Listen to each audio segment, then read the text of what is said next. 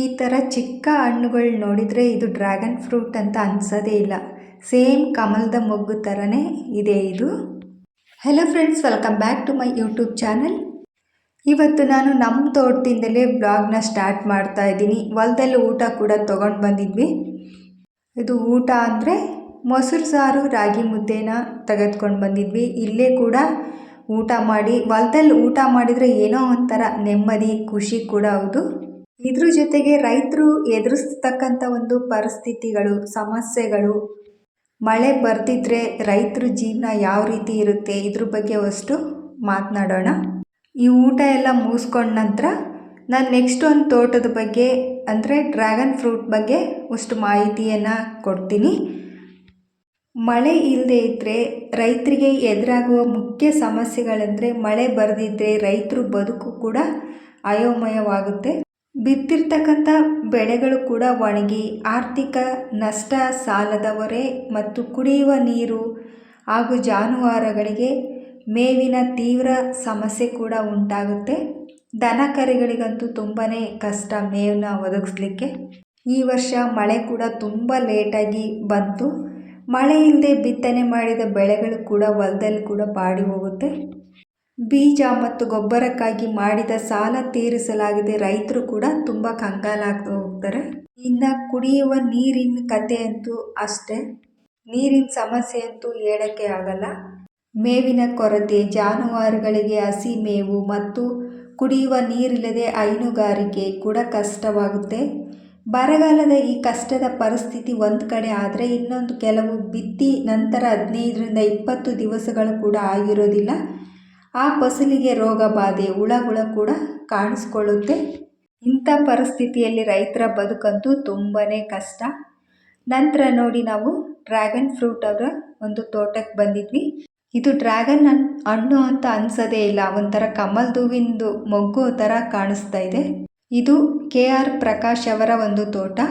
Dragon fruit ಜೊತೆಗೆ ಮಧ್ಯದ ಸಾಲುಗಳಲ್ಲಿ ರೇಷ್ಮೆ ಒಂದು ಸೊಪ್ಪನ್ನು ಕೂಡ ಬೆಳೆದಿದ್ದಾರೆ. ಇನ್ನೊಂದು ಸೈಡಲ್ಲಿ ಈ ಡ್ರ್ಯಾಗನ್ ಫ್ರೂಟು ಮತ್ತು ಪಪ್ಪಾಯಿ ಮತ್ತು ಅಂದರೆ ಒಂದೇ ತೋಟದಲ್ಲಿ 2-3 ಬಗೆಯ ಬೆಳೆಗಳನ್ನು ಬೆಳೀತಿದ್ದಾರೆ. ಅಂದರೆ ಇವರು ಬೆಳೆದಿರ್ತಕ್ಕಂಥ ತಳಿ 2 ರೀತಿಯಲ್ಲಿ ಬೆಳೆದಿದ್ದಾರೆ. ಮೊದಲನೇ ಒಂದು ಬೆಳೆ 3 ವರ್ಷದ ನಂತರ, ಈಗಾಗಲೇ ನೋಡಿ ಇದು 3 ವರ್ಷ ಆಗಿದೆ. ಇದು ಕಂಪ್ಲೀಟಾಗಿ ಹಣ್ಣು ಕೂಡ ಬಿಡ್ತಾ ಇದೆ. ಇವಾಗ ಇನ್ನೊಂದು ಕಡೆ ಇದು ಇವಾಗ ಸ್ಟಾರ್ಟ್ ಆಗಿದೆ.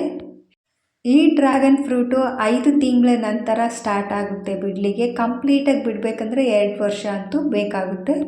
ಇವರು 2 ವೆರೈಟಿಯಲ್ಲಿ ಬೆಳೆದಿದ್ದಾರೆ. ಒಂದು ಜಂಬು, ಇನ್ನೊಂದು ಸಿ ವೆರೈಟಿ ಅಂತ. ಈ ಡ್ರ್ಯಾಗನ್ ಫ್ರೂಟ್ ಬಗ್ಗೆ ಬೆನಿಫಿಟ್ಸ್ನ ಕೂಡ ಹೇಳ್ತಾ ಹೋಗ್ತೀನಿ. ಈ ಹಣ್ಣನ್ನಂತೂ ಆಲ್ಮೋಸ್ಟ್ ಎಲ್ಲರೂ ನೋಡಿರ್ತೀರಲ್ವ. ಇದು ಒಂದು ಗುಲಾಬಿ ಬಣ್ಣದ ಹೊರ ಮೇಲ್ಮೈ ಹೊಂದಿದೆ. ಒಳಗಡೆ ಇದು ಬಿಳಿ ಅಥವಾ ನೇರಳೆ ಮತ್ತು ಕಪ್ಪು ಬಣ್ಣದ ಬೀಜಗಳನ್ನು ಕೂಡ ಹೊಂದಿರುತ್ತೆ. ಒಂಥರ ನೋಡ್ಲಿಕ್ಕಂತೂ ತುಂಬ ಸುಂದರವಾದ ಹಣ್ಣೆ ಅಂತ ಹೇಳ್ಬೋದು. ಈ ಡ್ರ್ಯಾಗನ್ ಫ್ರೂಟ್ನ ಪೀತಾಯ ಎಂದು ಕರೀತಾರೆ. ಇದರ ವೈಜ್ಞಾನಿಕ ಹೆಸರು ಬಂದ್ಬಿಟ್ಟು ಈಲೋಸೆರಾಸ್ ಅಂತ. ಇದು ಕಮಲವನ್ನು ಹೋಲುತ್ತೆ, ಆದ್ದರಿಂದ ಇದನ್ನು ಸಂಸ್ಕೃತದಲ್ಲಿ ಕಮಲಂ ಎಂದು ಕೂಡ ಕರೀತಾರೆ. ನಾನು ಮೊದಲೇ ಹೇಳಿದ್ನಲ್ಲ, ಈ ಡ್ರ್ಯಾಗನ್ ಫ್ರೂಟಲ್ಲಿ ಇಲ್ಲಿ 2 ತಳಿಗಳಿವೆ. ಒಂದು ಜಂಬು ಮತ್ತು ಸಿ ವೆರೈಟಿ ಅಂತ. ಒಂದು ಬಿಳಿ ತಿರುಳು ಮತ್ತು ಇನ್ನೊಂದು ಕೆಂಪು ತಿರುಳನ್ನು ಹೊಂದಿರುತ್ತೆ. ಇದರ ರುಚಿ ಕೂಡ ಅಷ್ಟೇ. ಕಿವಿ ಹಣ್ಣು ಮತ್ತು ಪಿಯರ್ ಹಣ್ಣಿನ ಬಗ್ಗೆ ಇದು ಟೇಸ್ಟ್ ಹೋಲುತ್ತೆ. ಈ ಹಣ್ಣು ತಿನ್ನಲು ತುಂಬಾ ಟೇಸ್ಟ್ ಕೂಡ ಹಾಗೆ ಇರುತ್ತೆ, ಹಾಗೆ ಆರೋಗ್ಯಕ್ಕೂ ಕೂಡ ತುಂಬಾ ಒಳ್ಳೆಯದು ಅಂತ ಹೇಳ್ಬೋದು. ಈ ಡ್ರ್ಯಾಗನ್ ಹಣ್ಣು ಪೋಷಕಾಂಶಗಳಿಂದ ಸಮೃದ್ಧವಾಗಿದೆ. ಇದು ಕೂಡ ವಿಟಮಿನ್ ಸಿ, ಪ್ರೋಟೀನ್, ಫೈಬರ್, ಕೊಬ್ಬಿನ ಆಮ್ಲಗಳನ್ನು ಕೂಡ ಹೊಂದಿದೆ ಇದು. ಮತ್ತು ಉತ್ಕರ್ಷಣ ನಿರೋಧಕಗಳಿಂದ ಕೂಡ ಇದು ಒಂದು ಸಮೃದ್ಧವಾಗಿದೆ ಅಂತಲೂ ಕೂಡ ಹೇಳ್ಬೋದು. ಇದರ ಒಂದು ಅನುಕೂಲ ಮತ್ತು ಅನಾನುಕೂಲ ಎರಡನ್ನೂ ಕೂಡ ಹೇಳ್ತೀನಿ. ಈ ಒಂದು ಹಣ್ಣಿನಿಂದ ಅನುಕೂಲನೇ ಜಾಸ್ತಿ ಇದೆ. ಅಂದರೆ ಇದು ತುಂಬಾ ವಿಟಮಿನ್ಸ್ಗಳನ್ನು ಹೊಂದಿದೆ. ಇದರ ಬಗ್ಗೆ ಹೇಳ್ತಾ ಹೋಗ್ತೀನಿ. ಇದು ನೋಡಿ, ಇವಾಗ ಕಟ್ ಮಾಡ್ತಾ ಇದ್ದಾರೆ ಒಂದು ವೆರೈಟಿ ಹಣ್ಣನ್ನು. ಇವರು KR ಪ್ರಕಾಶ್ ಅಂತ, ಇವರು ಬೆಳೆಸಿರುವ ಒಂದು ತೋಟ ಇದು.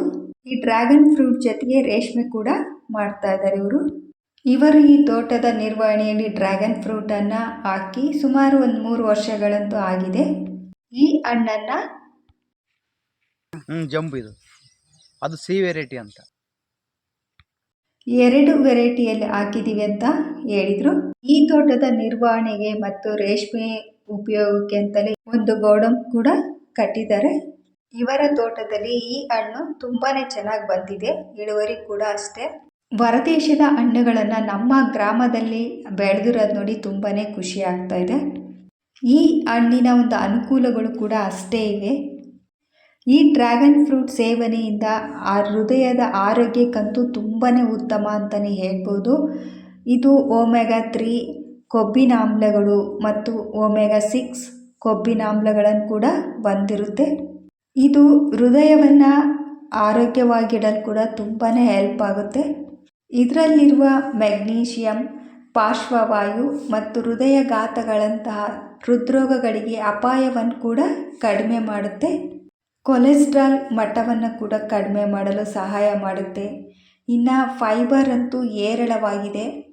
ಈ ಫೈಬರ್ ಹೇರಳವಾಗಿರೋದ್ರಿಂದಲೇ ಇದು ಜೀರ್ಣಕ್ರಿಯೆಗಂತೂ ತುಂಬಾ ಪ್ರಯೋಜನಕಾರಿ ಅಂತಲೇ ಹೇಳ್ಬೋದು. ಇನ್ನು ರಕ್ತಹೀನತೆಯ ಸಮಸ್ಯೆ ಹೊಂದಿರೋರಿಗೆ ಅಥವಾ ರಕ್ತದ ಕೊರತೆ ಇರೋರಿಗೆ ಈ ಹಣ್ಣು ತುಂಬಾ ಒಳ್ಳೆಯದು. ಅಂದರೆ ಇದು ಹಿಮೋಗ್ಲೋಬಿನ್ ಕಡಿಮೆ ಇರೋರಿಗೆ ಅವರು ಕೂಡ ಆರಾಮಾಗಿ ತಿನ್ಬೋದು. ತುಂಬಾ ಹೆಲ್ತ್ ಬೆನಿಫಿಟ್ಸ್ ಕೂಡ ತುಂಬ ಇದೆ ಇದರಲ್ಲಿ. ಇದ್ರ ಜೊತೆಗೆ ಈ ತೋಟದ ಮಧ್ಯೆ ದಾಳಿಂಬೆ, ಕಾಫಿ ಗಿಡ, ಪಪ್ಪಾಯಿ ಎಲ್ಲವನ್ನು ಕೂಡ ಹಾಕಿದ್ದಾರೆ. ಇದ್ರ ಜೊತೆಗೆ ಸೋಲಾರ್ ಕೂಡ ಹಾಕ್ಸಿದ್ದಾರೆ ಇವರು. ಈ ಡ್ರ್ಯಾಗನ್ ಫ್ರೂಟ್ಸ್ ಸೇವನೆಯಿಂದ ಮಲಬದ್ಧತೆಯ ಸಮಸ್ಯೆ ಕೂಡ ನಿವಾರಿಸುತ್ತೆ. ಇದರ ಅತಿಯಾದ ಸೇವನೆಯಿಂದ ಅತಿಸಾರ ಸಮಸ್ಯೆಗಳು ಕೂಡ ಉಂಟು ಆಗ್ಬೋದು. ಯಾವುದೇ ಆಗಲಿ ಅತಿಯಾದರೆ ಅಮೃತ ಕೂಡ ವಿಷ ಆಗುತ್ತೆ ಅಂತಾರಲ್ಲ, ಅದೇ ರೀತಿ ಇದು ಕೂಡ.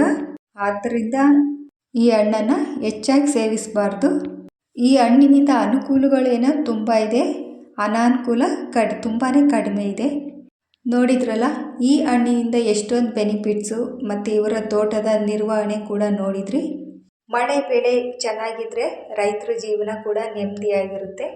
ಸಮಯಕ್ಕೆ ಸರಿಯಾಗಿ ಮಳೆ ಬರಲಿಲ್ಲ ಅಂದರೆ ರೈತರ ಜೀವನ ಕೂಡ ತುಂಬಾ ಕಷ್ಟ. ನನ್ನ ಚಾನಲ್ನ ನೀವೇನಾದರೂ ಫಸ್ಟ್ ನೋಡ್ತಾ ಇದ್ದರೆ ಸಬ್ಸ್ಕ್ರೈಬ್ ಮಾಡ್ಕೊಳ್ಳಿ. ಈ ವಿಡಿಯೋ ನಿಮಗೆ ಇಷ್ಟ ಆದರೆ ಲೈಕ್ ಮಾಡಿ, ಬೇರೆಯವ್ರಿಗೂ ಕೂಡ ಶೇರ್ ಮಾಡಿ. ಇಲ್ಲಿಗೆ ಇವತ್ತಿನ ನನ್ನ ವ್ಲಾಗ್ನ ಮುಗಿಸ್ತಾ ಇದ್ದೀನಿ. Thank you.